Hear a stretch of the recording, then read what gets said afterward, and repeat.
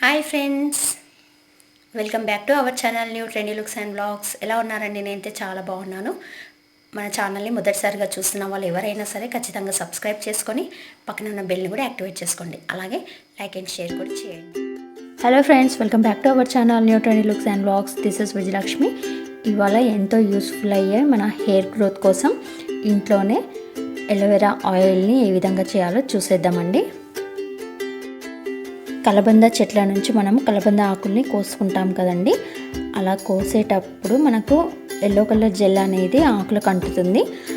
ఆ yellow colour gel అనేది లేకుండా రిమూవ్ చేసుకొని వాటిని శుభ్రంగా క్లీన్ చేసుకొని ఈ విధంగా వాటి అంచులకు ఉండే ముళ్ళని రిమూవ్ చేయాలి. ఇలా రిమూవ్ చేశాక అలోవెరా జెల్ని మనం స్పూన్తో ఏ విధంగా చేయాలో తీసుకోవాలో చూపించాను కదండి ఇంతకుముందు వీడియోస్లో. ఇప్పుడు మరొక పద్ధతిలో అలోవెరా జెల్ని ఎలా తీసుకోవాలో చూపిస్తానండి. ఈ విధంగా మనతో పీలర్ ఉంటుంది కదండి, అలా పీలర్తో దానిపై ఉండే స్కిన్ని తీసేయాలి.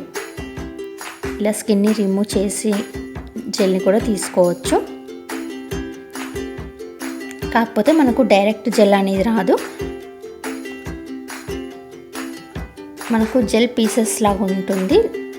దాన్ని మిక్సీ పట్టుకుంటే మనకు జెల్ అనేది ఈజీగా వచ్చేస్తుంది. అలోవెరా జెల్ని ఏ విధంగా ప్రిపేర్ చేసుకోవాలో కూడా నేను ప్రీవియస్ వీడియోలో అప్లోడ్ చేశానండి. ఆ వీడియో లింక్ అనేది మీకు డిస్క్రిప్షన్లో ఇస్తాను. కావాలి అనుకునే వాళ్ళు, మీరు ఇంట్లో తయారు చేసుకునే వాళ్ళు ఖచ్చితంగా ఆ వీడియో చూడండి. మన ఛానల్ని మొదటిసారిగా చూస్తున్న వాళ్ళు ఖచ్చితంగా సబ్స్క్రైబ్ చేసుకొని పక్కన ఉన్న బెల్ని కూడా యాక్టివేట్ చేసుకోండి. వీడియోని చివరి వరకు చూసి నచ్చితే లైక్ చేసి షేర్ చేయండి. చూడండి, ఈ విధంగా పీల్ చేశాక మనకు జెల్ అనేది ఉంది కదా, దాన్ని ఈ విధంగా స్పూన్తో రిమూవ్ చేసుకొని ఒక ప్లేట్లో వేసుకోవాలి.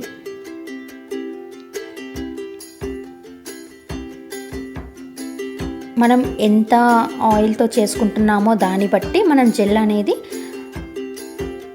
అంత క్వాంటిటీలో తీసుకోవాలండి. ఇక్కడ నేను 2 లీవ్స్ తీసుకుంటున్నాను, అలోవెరా లీవ్స్. వీటితో వచ్చిన జెల్ ఉంటుంది కదా, దీన్ని మిక్సీ పడుతున్నానండి. మిక్సీ పడితే మనకు అలోవెరా జెల్ అనేది రెడీ అయిపోయింది. చూడండి, ఇక్కడ 1/2 కప్ అలోవెరా జెల్, అలాగే 1/2 కప్ కోకోనట్ ఆయిల్. ఈ రెండింటిని సేమ్ మెజర్మెంట్స్ తీసుకొని ఒక బాండీలో వేసుకోవాలి. అలోవెరా జెల్ అలాగే కోకోనట్ ఆయిల్ని రెండింటిని ఒకటేసారి వేసి ఇప్పుడు స్టవ్ వెలిగించుకొని స్టవ్ పై ఉంచాలి కాసేపు. ఒకసారి బాగా మిక్స్ చేసుకున్నాక చూడండి, స్టవ్ పై ఉంచాం కదా.